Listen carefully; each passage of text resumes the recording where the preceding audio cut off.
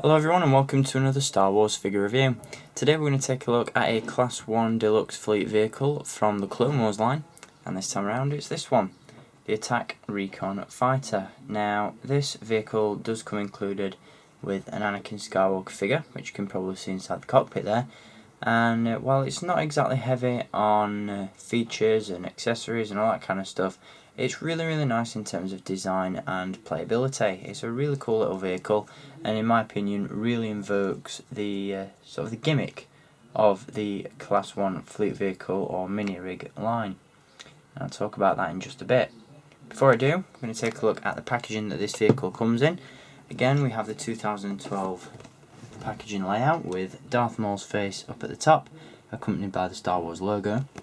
On each side of the packaging we have an image of the vehicle, and on the other side an image of Anakin. The diorama in the back does depict a battle in the sky featuring vulture droids and droid starfighters and Republic gunships, all that kind of stuff. And then on the back we have a couple of images of the vehicle demonstrating the few features that it has. And on the bottom of the box you've got another vehicle that's available in this wave, which I'll be reviewing next, which is the Republic Assault Submarine with Scuba Clone Trooper. So that is the packaging that this one comes in, and like always it does come with a battle game card.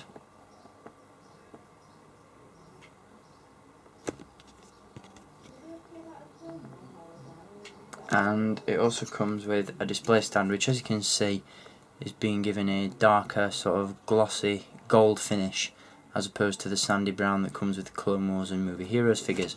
And of course the card can be slotted inside there like so.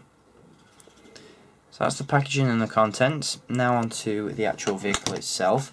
As I said, it's not heavy in terms of, rocket firing missiles and ejecting features, all that kind of stuff, but it's a really nicely designed little vehicle, and in some ways it's very reminiscent of the detachable cockpit that comes with the Republic attack shuttle. This vehicle was initially intended to be released in a different colour scheme, much more similar to the Republic attack shuttle, sort of with a red and grey and yellow colour scheme, but as you can see it's been changed. And it was also supposed to have come with an Obi-Wan figure, not Anakin, but for some reason Hasbro's plans on that changed and we got what we have here. So I'll talk about the vehicle first and then we'll run through the figure that's inside. As I said, not a ton of features on this one. It does have posable wings which you can lift up and down and also rotate 360 degrees, like so. So you can get it in a whole number of different positions, which is quite cool. Of course you do have the cockpit that opens up and reveals the figure inside. And that's just about it really. On each wing there is a pivoting gun, which again does rotate 360 degrees, but it's quite a stiff blaster, but you can store them away like so, and you can have some really cool looking designs for this vehicle. You can get it in a multiple number of positions and modes, if you will. And as I said, you've got that opening cockpit which reveals the figure inside there, which has a couple of control panels as well. The figure itself comes with a lightsaber. Don't know how well the camera's picking that up. Not the most detailed of lightsaber hilts there, but never mind. And the figure itself is actually quite good. Just bear with me while I pull it out of the cockpit. There we go. Yeah, in terms of being a decent Anakin figure, it's not actually too bad. It's much better than the initial basic carded release of Anakin that came out in 2012 at the beginning of the year. Unfortunately, you do have this flight gear sort of sculpted to the head as opposed to being removable. But in terms of the overall sculpt of the figure, he's sort of a merger between the original 2011 release of Anakin, which came with the Season 3 outfit, and the new release in terms of, well, just look really.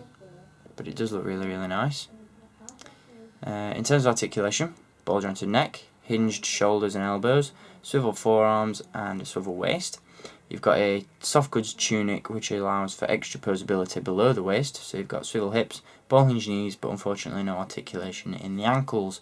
So while it's not a superb figure, it's certainly not bad, and the addition of the soft goods tunic really does help it out in some ways. If I could just give you a zoom in of the figure, and you'll get a good look at that head sculpt. I really do like that head sculpt, it's quite good, and even though the flight gear is not removable, it does provide an alternate look for Anakin and still does look pretty cool. And as I said, he does look great once inserted inside the cockpit. The vehicle itself has a really nice deco as well. Just get the figure to sit inside there. As you can see, he looks pretty cool in the cockpit area.